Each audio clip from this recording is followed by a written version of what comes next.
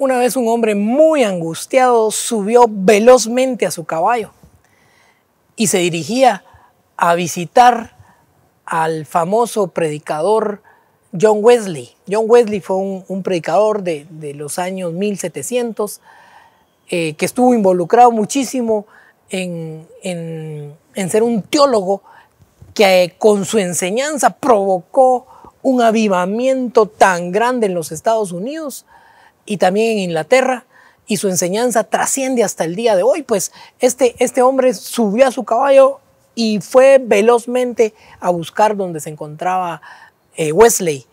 Y al llegar le dijo: señor Wesley, ocurrió algo absolutamente terrible. Su casa se incendió por completo, no quedó nada. Dice la historia que Wesley se quedó meditando por algunos segundos y le contestó: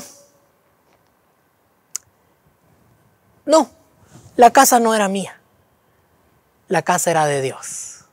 Así que eso significa una responsabilidad menos para mí. Wesley entendía perfectamente que todo lo que existe a nuestro alrededor, que todo lo que nosotros creemos nuestro, no es realmente nuestro. Todo pertenece a Dios. Entendía muy bien aquel versículo que dice: del Señor es la tierra y su plenitud, todos los hombres que en ella habitan y todas las cosas que están alrededor. Todo completamente pertenece al Dios del universo. Así que en esta mañana, con mucha alegría, quiero compartirte el último tema de la serie Discípulos. Y este tema se titula Los discípulos y el dinero.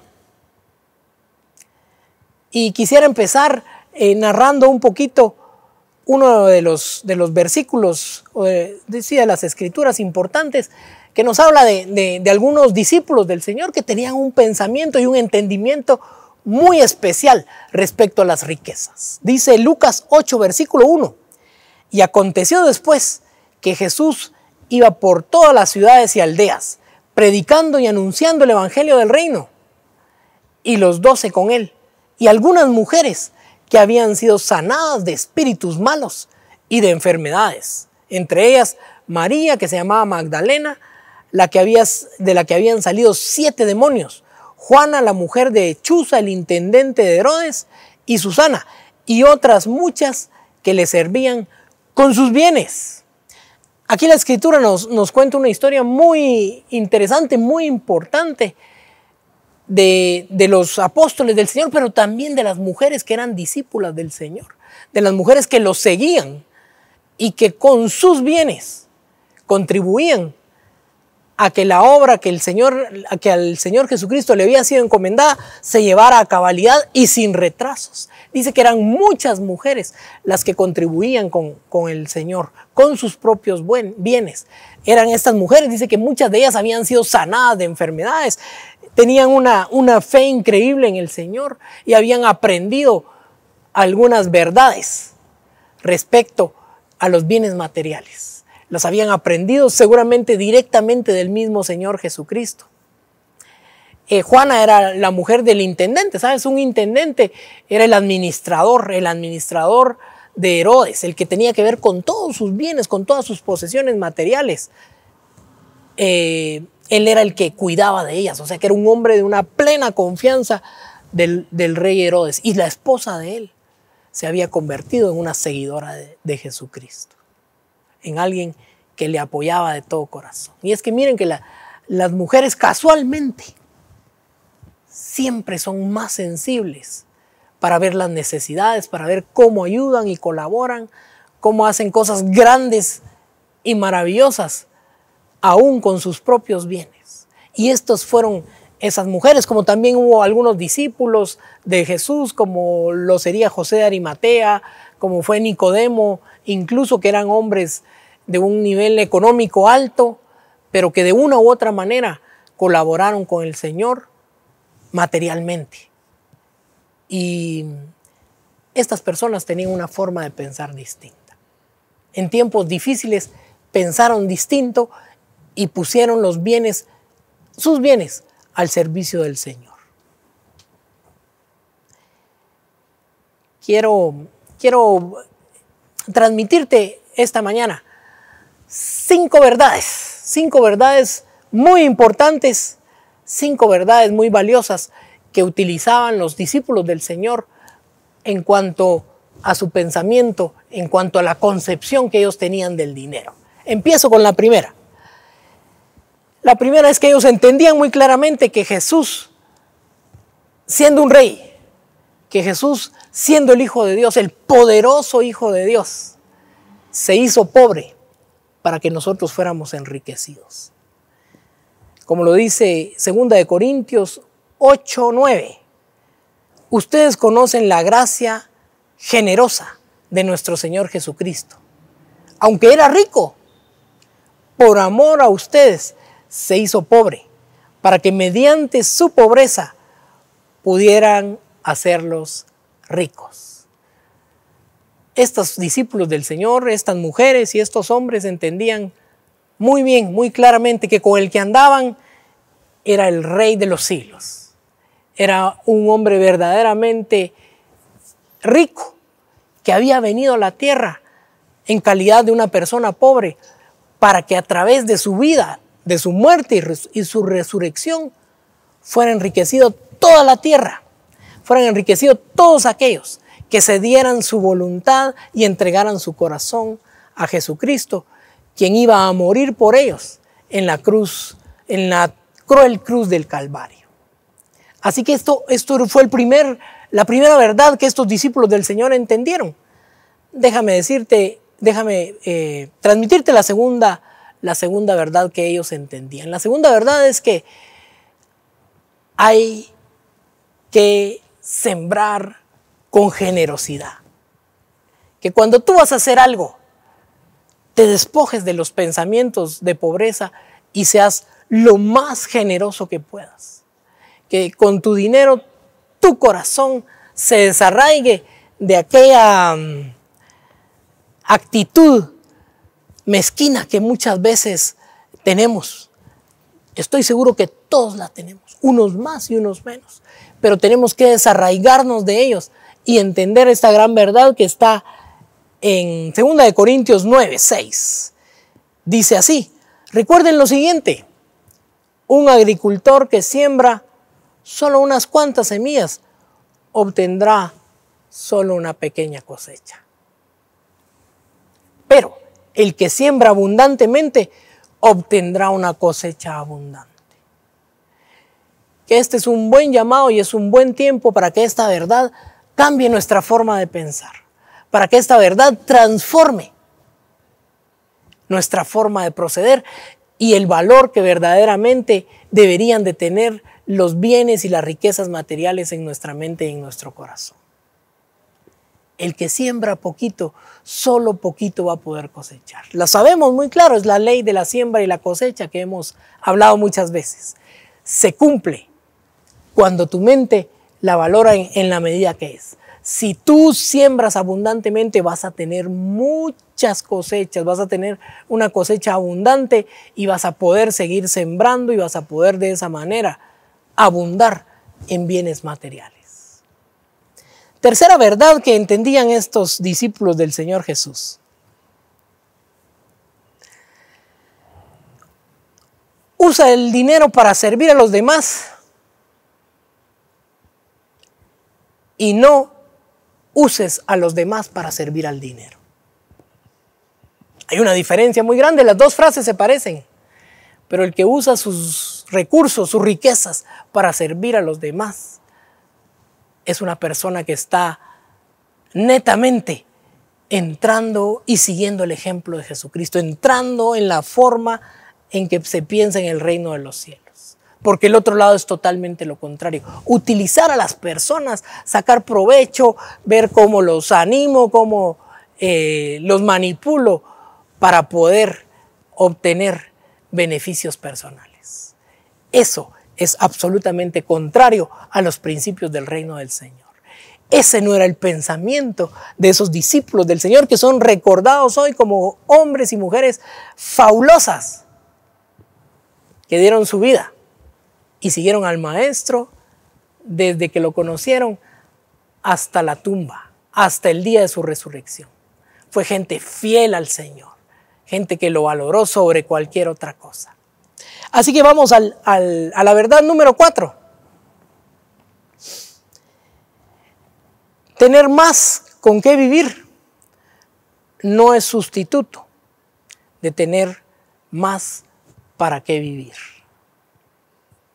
Muchas veces creemos que encontraremos la felicidad y que sustituiremos cualquier deficiencia que haya en nuestra vida si logramos acumular muchas riquezas, si logramos dejar todas nuestras fuerzas y todos nuestros recursos en juntar dinero, en tener más cuentas, en tener más bienes, en tener mejores cosas. Pero esto no sustituye el propósito de tu vida. El propósito de la vida de cualquier cristiano, estoy hablando de la gente que ya conoce a Jesucristo, que ha entregado su corazón y que decidió cambiar su manera de pensar en toda área de la vida. El tener propósito es lo que verdaderamente hace feliz a cualquier persona. El tener muchos bienes, pero vivir triste, vivir enojado, vivir furioso, vivir con rencor en el corazón, vivir con envidia o vivir con arrogancia, a ninguno le dará propósito ni alegría de vivir. El propósito de tu vida es servir al Señor, es seguir sus pasos, es hacer lo que Él te está mandando a hacer para este momento. Cuando tú y yo logramos tener un propósito para vivir, entonces las riquezas y los beneficios que el Señor da y regala a sus hijos, entonces pueden tener un sentido y pueden darnos una libertad. Si no, seremos esclavos de aquellas cosas que creemos que nos harán feliz. Quinta verdad, quinta y última verdad. Más importante que cuánto es cómo das. Más importante que cuánto es el cómo. Dice 2 Corintios 9:7, cada uno debe de decidir en su corazón cuánto dar. Y no den de mala gana, ni bajo presión. ¿Saben por qué? Porque Dios ama a la persona que da con alegría. Así que nadie te manipule, que nadie te diga, que nadie te cuente. Como tú has propuesto en tu corazón, dalo. Pero en el momento que vayas a dar, ya sea que estés dando tu diezmo, que estés dando tu ofrenda, que estés ayudando a tu vecino con una canasta de víveres, que estés ayudando a tu primo supliendo para sus medicamentos, para la necesidad de estudios que algún niño pueda estar pasando. No vayas con una cara de enojo, no vayas con una cara de tristeza, no vayas frustrado porque te estás sacando algo de tu bolsita. Ve con alegría, porque el fin último de todo esto es agradar en todo al Señor. Y este versículo dice claramente que Dios ama y Dios se agrada de aquel que va a dar con mucha alegría y con una sonrisa en su rostro y con alegría en su corazón, con gozo en su corazón cada vez que tú compartas de lo mucho que el Señor te ha dado y de lo mucho que el Señor te seguirá dando. Por favor, hazlo con alegría. Recuérdate, queremos agradar al Señor sobre todas las cosas, a Él y a nadie más. Él sí sabe beneficiar a todos aquellos que dan y que hacen todas las cosas con mucha alegría. La verdad es que todos queremos prosperar y el Señor lo hará. El Señor dará prosperidad a tu vida, el Señor dará prosperidad a tu corazón. Pero la prosperidad no tiene que ver con una cantidad específica de riqueza, con una cantidad específica de bienes. Definitivamente que el Señor las puede sobrepasar. Así dice su palabra, el Señor dará más abundante de lo que tú y yo podemos imaginar. Si tú crees que pensaste algo grande, el Señor pensó mucho más grande. Pero la prosperidad tiene que ver con la prosperidad de tu espíritu. Tiene que ver con la prosperidad de todas las áreas de tu vida. Tiene que ver con lo que tú piensas. Tiene que ver con que tus pensamientos sean prósperos, que tus sentimientos vayan adelante, sean positivos. te llenen de alegría y a los que rodean, tiene que ver con todo lo que también hacen tus manos. Esa es una verdadera prosperidad. Esa es la prosperidad que cuando nosotros vemos la Biblia y los mismos textos que hemos leído en su contexto, nos damos cuenta de que está hablando muchísimo más que el Señor te comparta muchísimos de los bienes que Él tiene.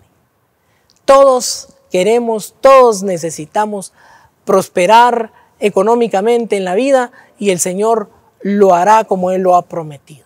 Recuerda que estos discípulos del Señor podían entender, por eso no tenían ninguna limitación a poner sus bienes, parte de sus bienes y todos sus bienes, para que el cumplimiento del ministerio de Jesús fuera apoyado y sintieran la alegría de ser parte del trabajo tan precioso y único que vino a hacer el Señor Jesucristo. Tú y yo tenemos esa misma oportunidad.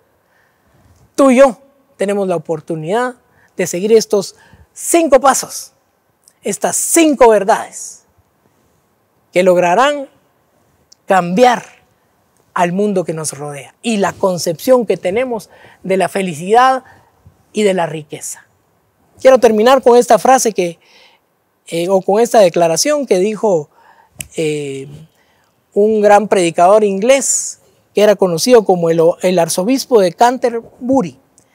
Lo dijo de esta manera en el siglo XVII: el que provee para esta vida, pero no toma en cuenta la eternidad, puede parecer sabio por un momento.